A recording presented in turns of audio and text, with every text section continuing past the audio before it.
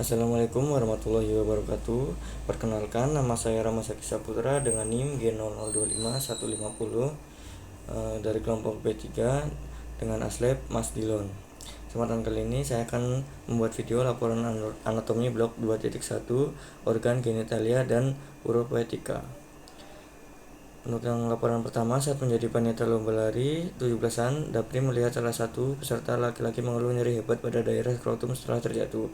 Di sisi lain, ada juga peserta lain yang sudah lama mengeluh benjolan di skrotum yang terasa seperti sekumpulan cacing, dan seorang bapak yang sering bolak-balik ke toilet karena sulit BAK atau buang air kecil.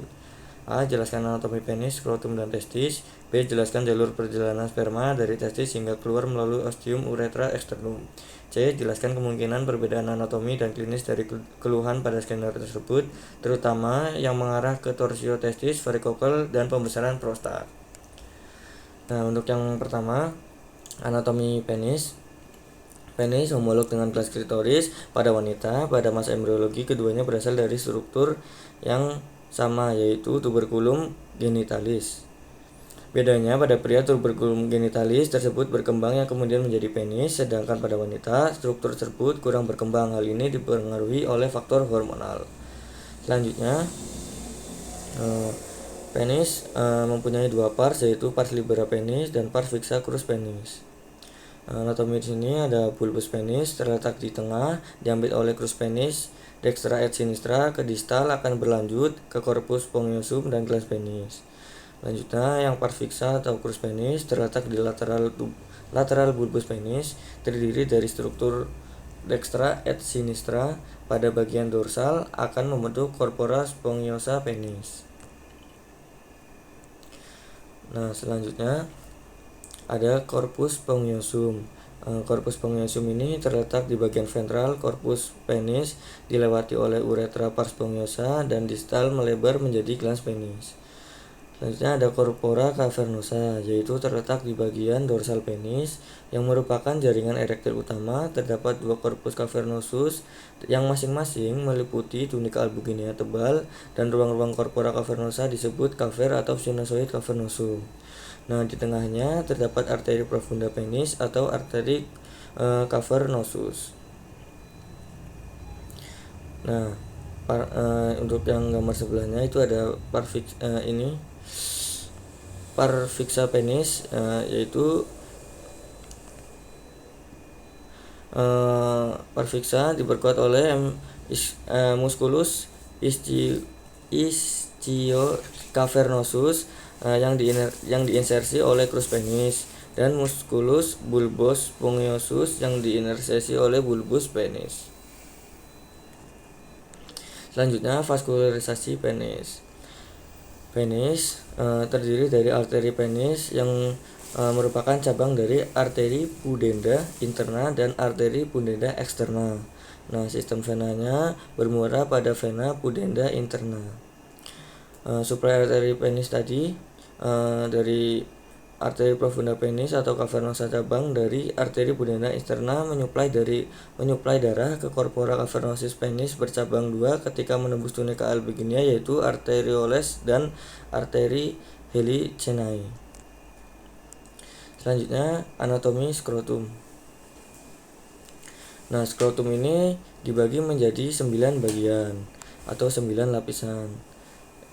Untuk lapis-lapisannya itu ada kulit, lalu ada fascia dartos dan musculus dartos, lalu ada fascia spermatica externa, musculus cremasterica, fascia spermatica interna, tunica vaginalis lamina parietalis, tunica vaginalis lamina visceralis, lalu ada tunica albuginea, tunica vasculosa, dan tunica substantia testis. Nah, untuk yang selanjutnya, lapisan pembungkus testis itu terdiri dari 3, yaitu tunica vaginalis yang dibagi menjadi 2, yaitu lamina parietalis dan lamina visceralis. Lalu ada tunica albuginea dan tunica vasculosa. Nah, lapisan ini termasuk dari 9 lapisan yang tadi. Tunica vaginalis lamina parietalis menempel pada fascia interna skrotum, lalu lamina visceralis menempel langsung pada substansia testis. Di antara lamina parietalis dan visceralis terdapat suatu ruang yang disebut cavum vaginalis testis. Lalu tunia albuginea itu merupakan tonjolan-tonjolan tunika albuginea yang masuk ke dalam testis, disebut septum atau trabecula yang membagi testis menjadi 200 sampai 300 lobuli. Yang terakhir, tunika vasulosa terdiri dari pembuluh darah dan jaringan ikat longgar.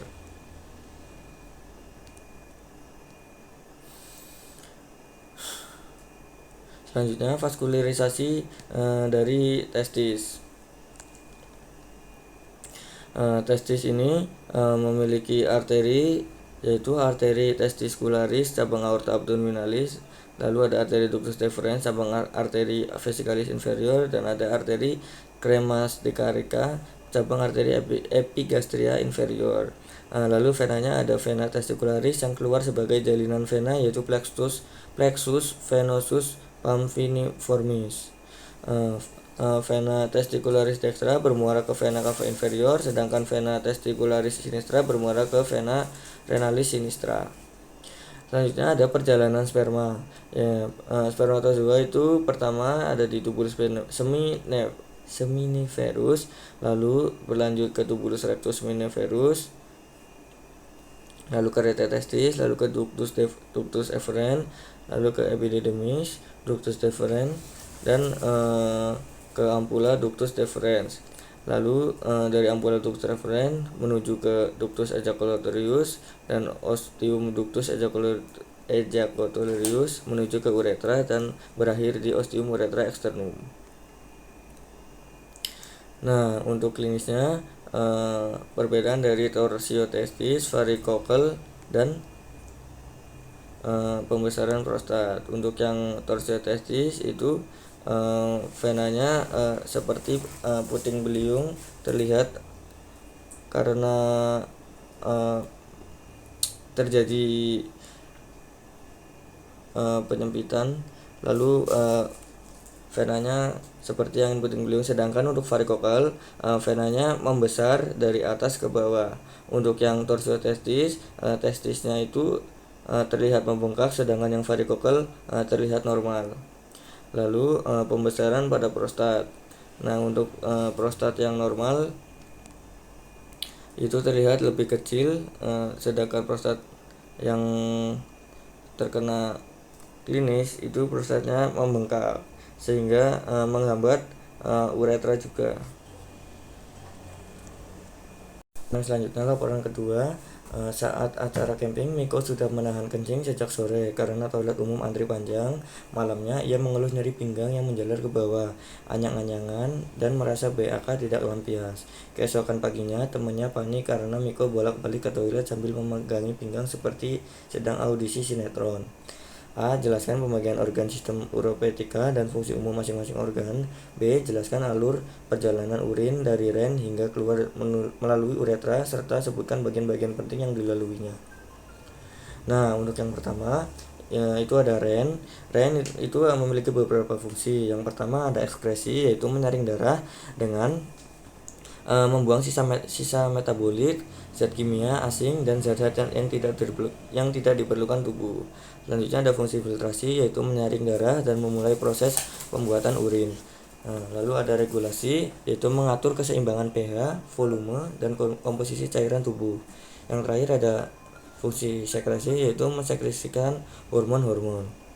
Yang kedua itu ada ureter. Ureter merupakan saluran muskular berbentuk pipa yang membentang dari ren ke fascia posterior ke fascies posterior vesika urinaria. Ureter memasuki apertura pelvic superior dan berjalan di anterior dari percabangan arteri iliaca communis, lalu ke lateral sepanjang dinding dan dasar pelvis, kemudian memasuki basis vesika urinaria dalam posisi miring atau diagonal. Ini gunanya untuk mencegah reflux urin ke ureter saat vesika urinarianya penuh. Nah, di dalam pelvis, ureter disilang oleh ductus deferens pada pria dan arteri uterina pada wanita. Nah, selanjutnya ada vesika urinaria. Vesika urinaria merupakan suatu kantong muskulus membranosa yang berfungsi untuk menampung urin. Terletak di kavum pelvis saat kondisi kosong dan mengembang ke superior hingga kavum abdomen saat penuh. Berbentuk seperti piramid, memiliki apeks anterior, basis posterior, dan satu fasies superior, dua fasies inferola lateral. Vesika urinaria memiliki posisi yang lebih tinggi pada anak-anak. Saat lahir, vesika urinaria hampir seluruhnya berada di cavitas abdominalis. Uretra dimulai dari kira-kira di batas atas simfisis pubica. Dengan bertambahnya usia, vesika urinaria turun sampai setelah pubertas ketika vesika urinaria dalam posisi dewasa. Selanjutnya, struktur interna dari vesika urinaria. Yang pertama ada tunika serosa, lalu ada tunika muscularis, tunika submukosa, dan tunika mukosa. Tunika muscularis terdiri atas otot polos yang tersusun dalam 3 lapisan longitudinal sirkular longitudinal atau LSL yang saling berhubungan, yang disebut sebagai musculus detrusor. Pada kolum vesikae, komponen sirkuler dari lapisan otot ini menebal membentuk musculus sphincter vesicae. Lalu pada tunika submukosa, lapisan jaringan pengikat longgar. Untuk yang terakhir ada tunika mukosa, memiliki trigonum vesica, liete duni, ostium uretris atau muara ureter, lalu ada ostium uretra internum, dan ada plica interrucarica dan uvula vesicae.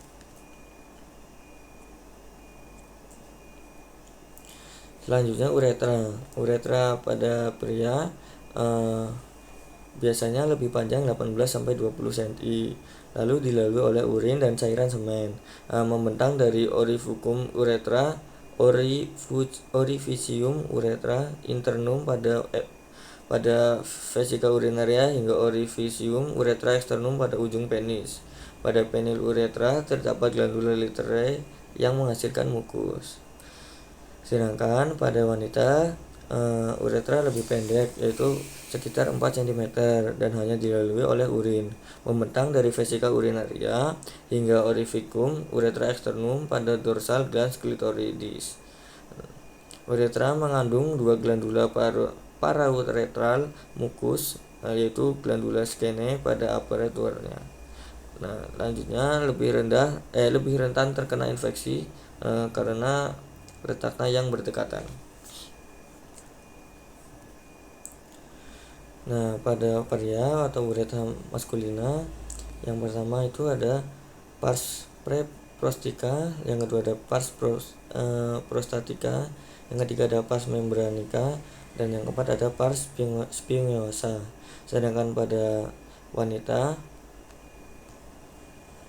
uretranya pendek seperti tadi yang sudah disebutkan, tidak memiliki pars-pars seperti pria. Selanjutnya jalur urin. Urin pertama ada di nefron, lalu menuju ke tubulus contortus proximal, lalu menuju pars descendens atau ansa Henle, lalu ke medula atau lengkung Henle, dan lanjut ke pars ascendens Henle, lalu ke tubulus contortus distal, ductus conductivus, papilla renalis, calyx minor, calyx major, pelvis renalis, dan menuju ke ureter. Ureter menalurkan ke vesika urinaria. Di vesika urinaria ini biasanya disimpan terlebih dahulu atau bisa langsung dikeluarkan menuju uretra.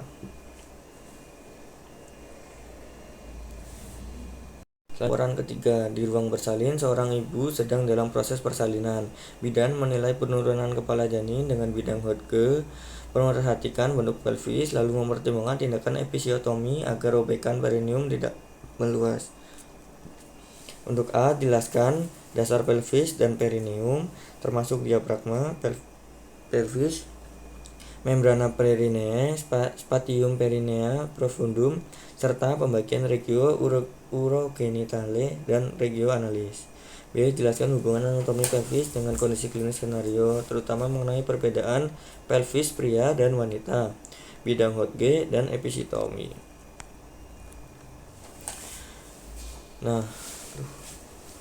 Untuk yang pertama itu ada diafragma dari pelvis. Diafragma dari pelvis ini gambar dari tampak ke atas, yaitu ada musculus pubococcygeus, lalu ada musculus obturator internus, lalu ada musculus puborectalis, lalu ada musculus piriformis, lalu ada musculus iliococcygeus. Selanjutnya dari tampak bawah ada bolongan atau lingkaran, itu namanya anal aperture. Lalu ada pubic symphysis, lalu ada pubococcygeus atau part of levator ani, lalu ada obductor canal, obductor internus, lalu ada ileocegeus, part of levator ani, masih satu lingkup, lalu ada ischial spines, sacrotuberous ligament, dan sacropinous ligament. Untuk yang selanjutnya spatium perinae profundum. Muskulus yang berada di dalam spatium perinae profundum yaitu ada musculus M. sphincter atau musculus sphincter uretra externum, musculus transversus perinae profundus, musculus compressor uretra ini hanya ada pada wanita, dan musculus sphincter uretrovaginalis hanya ada pada wanita juga. Bisa dibedakan pada wanita ada opening for vagina, yaitu ada bolongan untuk vaginanya. Nah, selanjutnya ada membrana perinae. Membrana perinae merupakan fascia tebal berbentuk segitiga yang melekat pada kerangka tulang arcus pubicus. Terletak horizontal dan ke arah anterior, terdapat celah kecil di antara membrana dan ligamen pubicum inferius. Di atasnya berhubungan dengan ruangan tipis disebut spatium perinae profundum, dan terdapat lembaran otot rangka yang berfungsi sebagai sphincter terutama untuk uretra, dan sebagai stabilisator tepi posterior membrana perinae.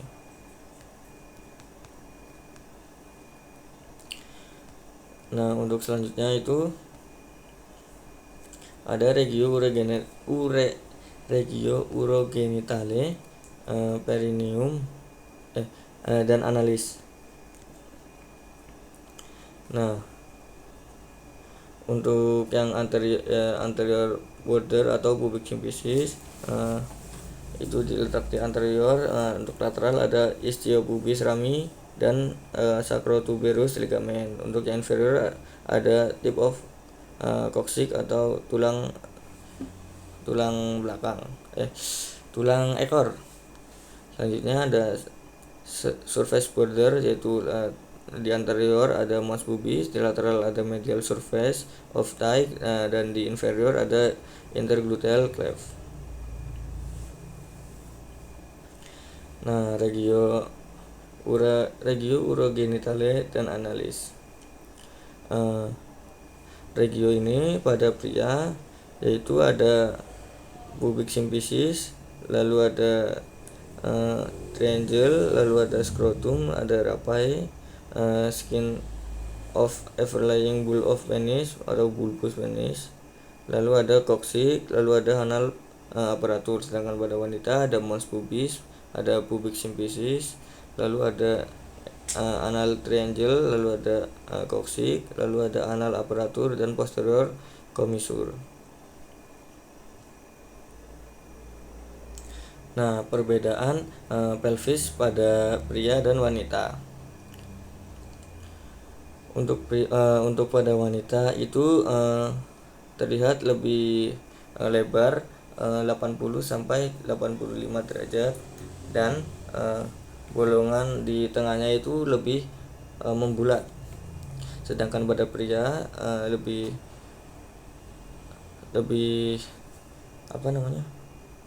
berbentuk segitiga mengerucut atau lebih mengerucut sekitar 50 sampai 60 derajat.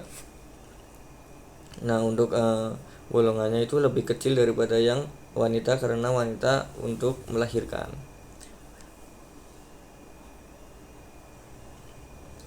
Nah, selanjutnya bidang Hodge dan episiotomi. Bidang Hodge adalah garis khayal sejajar di dalam panggul yang membagi panggul vertikal menjadi 4 level. Untuk menilai lebih jauh manakah kebelah janin sudah turun. 4 bidang utama. Yang pertama ada Hodge 1, yaitu bidang melalui lingkaran pintu atas panggul atau PAP menghubungkan ujung atas simfisis pubis dan promontorium. Yang kedua ada Hodge 2 sejajar dengan Hodge 1 setinggi pinggir bawah simfisis. Lalu ada Hodge 3 sejajar setinggi spina ischiatica tulang panggul di sisi. Lalu ada Hodge 4 sejajar setinggi os coccygeus atau tulang okor. Mungkin sekian dari saya. Sekian yang saya dapat sampaikan, kurang lebihnya mohon maaf. Wabillahi taufiq wal hidayah. Wassalamualaikum warahmatullahi wabarakatuh.